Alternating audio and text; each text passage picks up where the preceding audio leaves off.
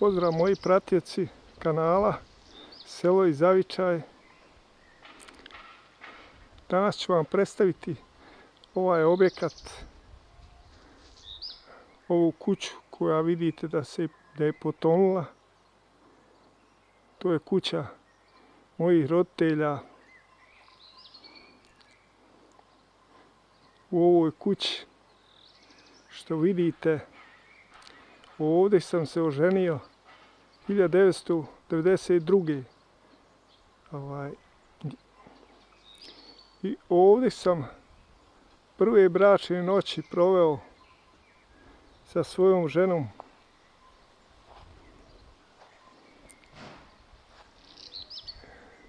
S njom sam živio i dalje 32 godine. Međutim, ona je otišla, nije više sa mnom. Ima pravo na svoj život, pa valjda će preživjeti.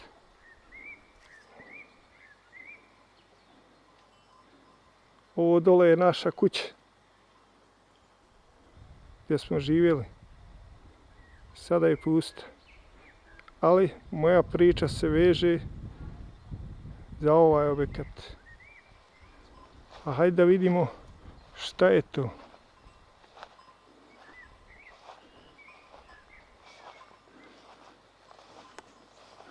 Ovdje smo počeli živjeti 1992. I u ovoj kući živio sam pa mislim 6-7 mjeseci. I tu. Ovdje je auto, tu je bio dnevni boravak. Tu smo imali samo svoju sobu. Nismo bili sami u ovoj kući. Izlazili smo na ova vrata. I otićemo sad sa druge strane kuće.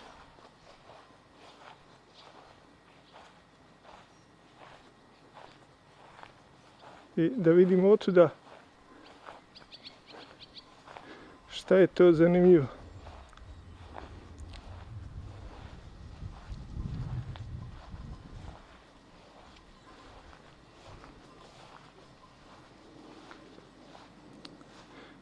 Vidite ovaj prozor, kuća je još više potonula nego što je bila.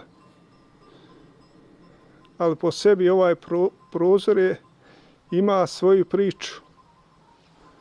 Kada sam se oženio, to je bila moja soba u kojoj sam ja proveo prve dane života sa svojom ženom. Međutim, uzeli su mi namještaj iz kuće, iz sobe koji ni oni nisu imali gdje da smjeste, ali su ga uzeli. Ostao sam bez išta. A onda mi je komšija dao neki filc što se stavlja ispod asfalta, pa stavio sam dasaka i 4 kocke i napravio jedan krevet da se možemo ja i žena pružiti spavati. Nakon nekog vremena onda nam je jedan časni Srbin dao neku spužu, pa nam je bilo malo udobnije. A posle kasnije dao nam je drugi časni Srbin jedan kauč gdje smo mi mogli da se udobno smjestimo na taj kauč i malo bolje da živimo, iako je bilo ratno stanje i ne znamo kuda da odemo odavde.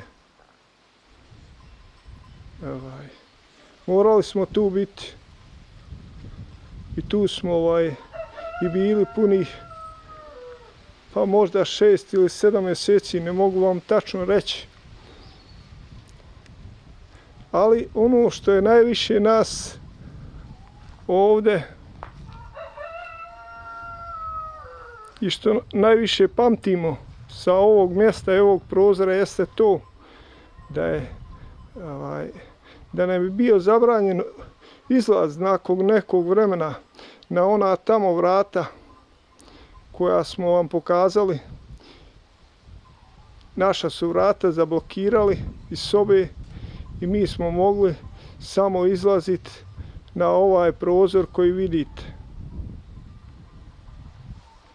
I tu bilo je visočije mnogo, stavili smo jednu dasku na ovaj prozor i tako preko daske, ko nam je dolazio od gostiju, ulazio je preko daske i preko daske te i mi smo izlazili i gosti su izlazili. Znači, živjeli smo 6 mjeseci najmanje i nismo imali svoja vrata.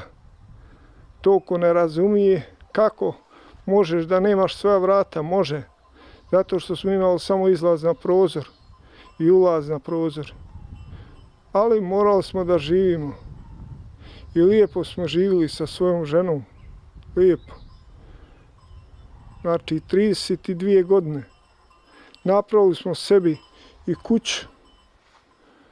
Imamo sve. To je naša kuća ova dole. Evo vidite. I ona je napustila posle 32 godine ovu ljepotu.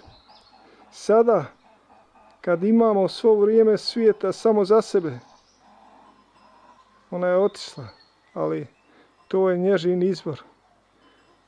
Iako smo imali mnogo težih dana, nije htjela otići. I u ovoj sobi vežu nas veliki događaj, ne možemo vam sve ispričati, ali ova kuća je s razlogom potonula i nikada u njoj niko nije živio više posle nas. Mi smo zadnji izašli tudam kroz ovaj prozor, ja i moja žena, i više nikada nismo ušli tu. Tamo je unutra samo voda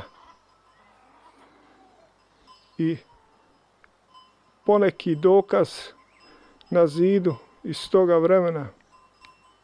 Žalim zbog svega ovoga, nije nam to trebalo tako, ali tako je kako je. I ne moramo promijeniti ono što je bilo. Sada imamo sve, ali eto, sad nas zadesio drugi problem. Bog kroji svoje puteve, a ovaj prozor će ostati tu, stoji još. To treba srušiti, tu kuću, ali ona ne pripada meni i ja nemam ništa tu, osim samo sećanje na ovaj događaj.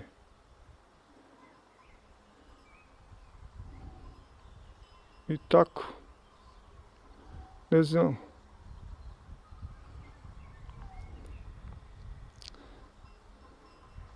Ja bih ovdje završio ovo svoje izlaganje i ovu svoju žalosnu priču iz 1992. kada sam se oženio. Bilo je i lijepo i loše, ali sve smo izdržali. Sad kad imamo ovu ljepotu svijeta dol i ovo sve, ona je to napustila. Ja ne znam kako u ovoj kući da živim. Ne znam. Biće zaista teško živjeti tu. A mogli smo živjeti u ovoj gore sobi. Puno je vlage i svega. A sad ovakva ljepota. Moji pratioci, ja vas ovdje pozdravljam. I ovo je još jedna moja kratka priča. Ovo je istinita priča, ovo je tako bilo. I to ne može niko promijeniti. Moj pozdrav za vas.